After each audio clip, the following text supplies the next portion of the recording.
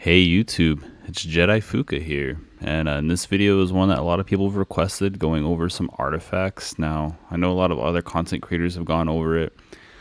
This is just going to be my opinion on the ones that I've used. I can't necessarily tell you how they all work because I have not play tested every single artifact. Before we get into this, if you guys will check out the links in the description, I got the link to download this game. I got the link to the Discord, which has a lot of good information, especially things that come to your artifacts and equipping champions. If you go in there, there's people who've tested at least most of them. I mean, everyone's tested everything in some form or fashion. So if you go ask it in there, people got some good opinions on what works where. For this video, I can just tell you what I like and where I've used stuff at.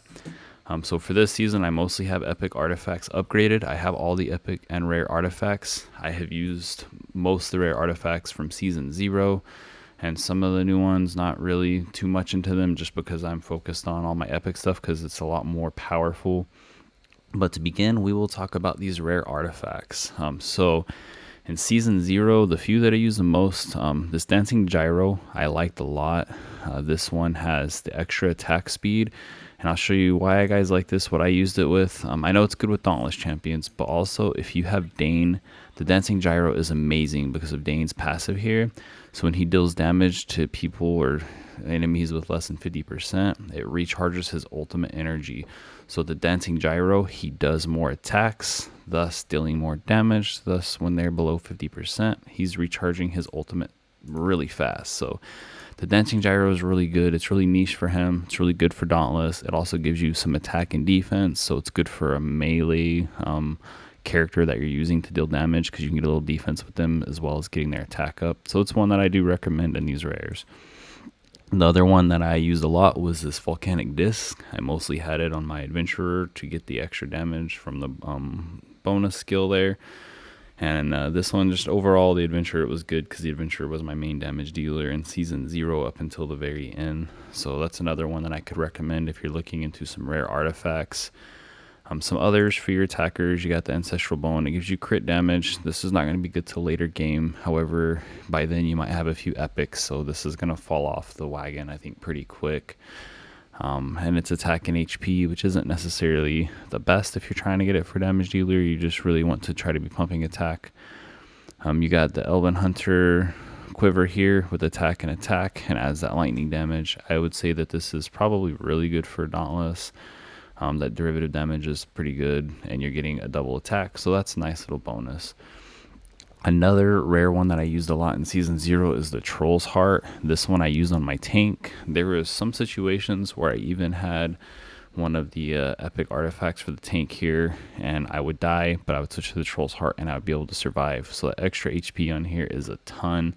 I put this on Horus, and I pumped Horus's HP way up there. So this is one that definitely, if you don't have any epic artifacts for your tank, use this one. It's going to help you out a lot.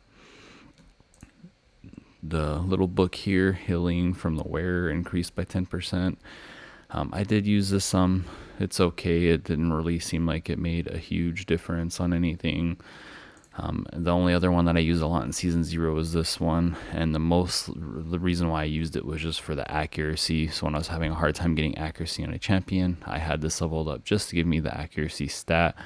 As far as the success of inflicting buffs or debuffs, this is good for those epic heroes that don't have 100% on their main skill.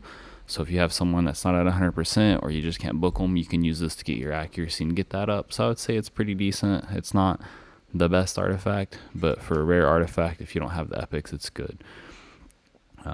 All right, sorry, it's going to be a abrupt cut and then restart because my little one started crying. I had to go take care of that, but we're back. So anyways, back these new artifacts here. This arrow here, it's pretty good. Increases the success rate of inflicting buffs or debuffs with the battle skill. It's still fairly niche. If you have someone who has a battle skill that you really want getting off, that's a good one. The only problem with the battle skills is they're harder to time than the ultimates are. This one, you launch the basic attack with the extra 3% attack up, gain for 3 seconds, which can stack up. That's going to be pretty good on someone who can like really just get a lot of basics attack out, probably Dauntless. Haven't really tested it, so can't be too sure on that one. And then this one right here, reducing the damage taken when under control. I don't see that being very good at all, to be honest. It's not something I think I would recommend. Anyways, getting past the rare ones, when we get into the epics, a lot of you, especially if this is your first season, you're not going to get too many dupes initially, so you're going to want to know what is the best ones to invest in, because you're only going to get a few to start. My recommendation for the very first epic artifact that you get is the Crown of Unclean here. This one does that defense penalty. Once you get it leveled all the way up, it's a 75% chance. This is insane for bosses and for Vortex. It's going to increase your damage a ton. Highly recommend it. This is hands down, in my opinion, the best epic artifact in the game. So definitely grab this one first. After that one, I would say it doesn't really matter what you get after, but this one is definitely a must get. You need to grab it. Honestly, it's that good. You get the extra accuracy that helps you land this. You do need accuracy to land it, and you put this on a good champion, especially someone who's already landing some good debuffs, and you're going to be rocking and rolling. You need this one. Now, going from there, the next few that I would say I like this Eyeball of the Giant is really good for your damage dealer. In my opinion, when you get to the epic artifacts, I would focus on getting 1 or 2 damage dealer artifacts and then go for your tanks. But your damage dealers, getting more damage out of them is extremely important in this game. Some of the content, especially in Feywilds, comes down to just killing the enemies before their ultimate gets off. So the Eyeball of the Giant, I think, is probably the best one for your damage dealer initially. You're going to get the ultimate skill damage bonus. It's very good early, mid-game. It still stands up late game, especially on your secondary damage dealer. However, there is one that's going to be better than this for your damage dealer in the late game, and I'm going to say that is this Horseshoe here. The reason being is you get that extra crit damage with this, and you get the chance to obtain extra attack speed afterwards, but mostly that crit damage. I used this last season on my Eric late game, pumping tons of crit damage, and he would just do amazing damage using this thing. So for late game, getting that crit damage up with because your high crit rate, it's going to be good. The reason why this one's better late game is because it's easier to get your crit rate up once you start getting legendary gear. Now another really good one, which I'm using right now, is this Arcane Music Box. This is for the crit rate. I'm primarily using it for the crit rate. The extra little ode to joy right there is getting extra damage when you have a shield. That's more niche if you have champions that are offering that shield.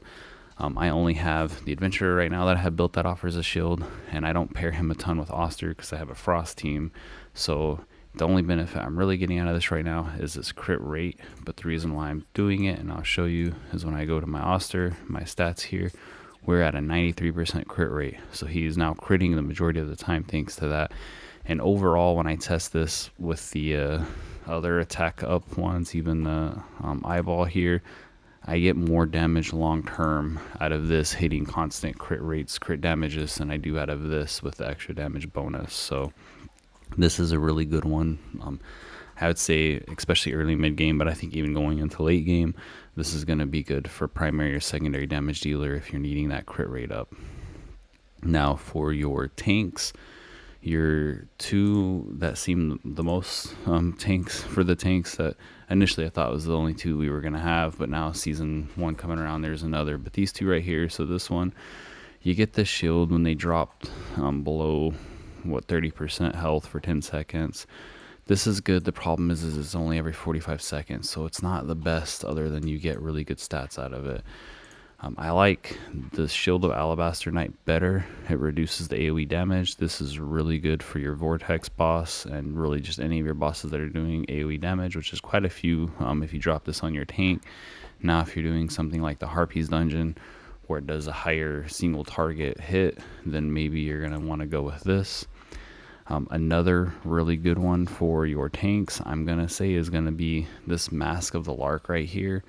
This one I've been playing around with right now, and it depends on how you build your team. So for this one, each buff you have, it reduces the damage that your tank is going to be taking, and it stacks up to 5 times. So if you get someone even like a rare like Megan who drops 2 buffs, that's automatically, when this is leveled up, another 6% reduced damage along with your extra stats you're getting. You add other buffers on there, then this is going to be really good for your tank because you keep your tank buffed, which is already the goal. You get a tank who does some self buffs along with someone like Megan who drops a double buff, and they're just not gonna they're gonna get a lot of damage reduction. And then you get that extra HP defense. And I'm sure when this goes up to 16, that's going to be a really nice buff. Yeah, 45% defense, 5780 on the HP. I mean, that's a pretty good one. So I'm thinking late game, this is probably going to be the best one for your tanks. A few others that I've utilized that I'm currently liking is I like these ones that are the faction specific, whatever. It increases their success rate of inflicting buffs or debuffs using their ultimate skill. Now this is going to be good for when you don't have your champs booked out. I actually need to take this out of Ripicus because I finally got him booked, so it's not really helping him a lot, but this is going to be really good for whenever you don't have a champion booked out and you're needing to get extra out of them. It also gives you extra accuracy. These are going to be even better for your epics because a lot of epics on their ultimate, they only do up to 75%. This will raise them up to 95%. So it's a pretty good like set to have. I'm not 100% sure I would take them past 16 initially. Just wait till late game to see how it goes with them, because you may end up getting champions that don't need stuff like this. So you're going to be better to utilize like your damage ones over here and the stuff for your tanks. Another one I don't want to overlook for your damage dealers is this Manicore statue. Get your battle skill up. Now the way I usually utilize this is, before I was using the crit rate on the box, I would use this one on Oster, and I would use this one on one of my other damage dealers whose A2 didn't do anything. And then when I would switch to content where I took that damage dealer out, Oster would be using the eyeball, and I would move this to a different damage dealer who did have a decent A2. So make sure if you're using this one, whoever you're using it on has the battle skill, which is their A2, has one that does good damage. Because if you don't, you put on someone who's actually buffing on the A2, you're not getting anything out of it, so you do got to be careful with that. Now moving on to stuff for healers, you have the mirror here. When the wearer heals allies with their HP that's low right now, below 30%, it's increased by, or 35%, it's increased by 30%.